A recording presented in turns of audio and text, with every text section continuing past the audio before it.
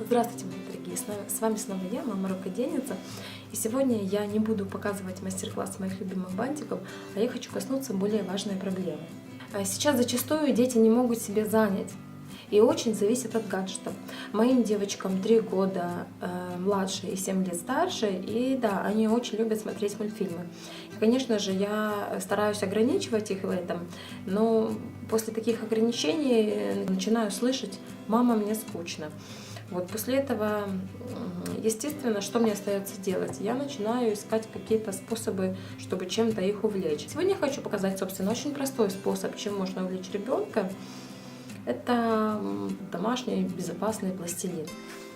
Итак, как я его делаю? Для этого нужно минимум.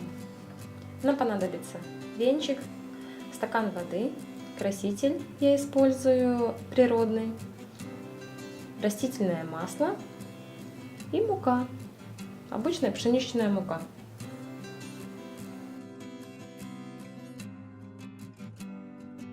Сначала растворяю в воде краситель.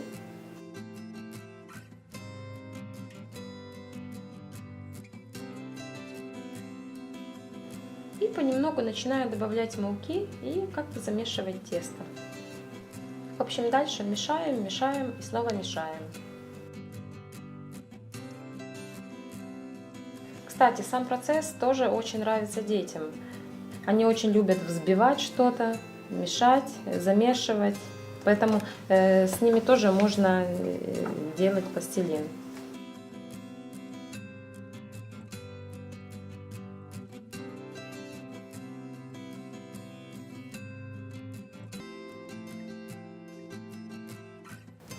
Когда венчик уже не справляется с тестом, начинаем вымешивать все руками.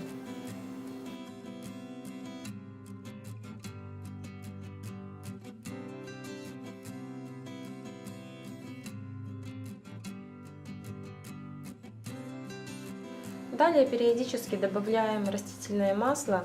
Я добавляю просто в руку и мешаю дальше тесто. И вот так периодически добавляю то муку, то масло, вымешиваю, вымешиваю, вымешиваю, и в итоге получается такой пластилин.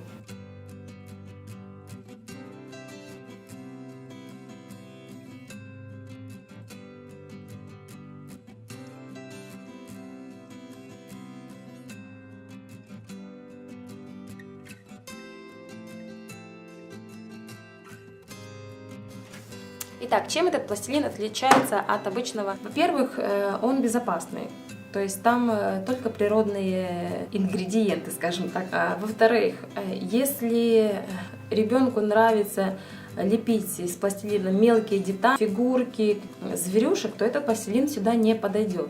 Потому что он мягкий, пластичный, но с ним можно просто играть. Мои девчонки любят делать там булочки с них, лепить, просто растягивать еду. Такой у них процесс кулинарный идет с этого пластилина. Но именно для мелких деталей то он не подойдет. Его можно просто лепить на столе, он не будет прилипать. Но единственное, что его нельзя лепить на одежду, потому что туда входит растительное масло, и на одежде могут остаться пятна. В остальном он получается очень эластичный, мягкий. Его можно сделать разных цветов, конечно. И хранить его нужно в пленке, ну или в пакете, или в какой-то емкости, которая закрывается плотной крышкой, чтобы он не высыхал. Хранится он недолго, но за 2-3 дня дети успевают наиграться, и какое-то время уже просто не просят, не вспоминают.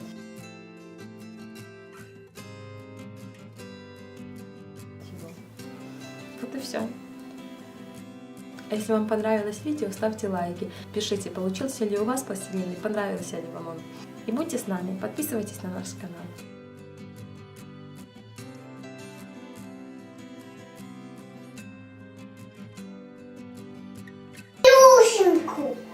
Малюсенький пирожек. Что вот такой сейчас сделай? Что? Вот такой пирожек? Нет, такой и пусть. Вот такой? Нет, такой. А я хочу такой. Да. Ну да, ладно. Как счет, как счет.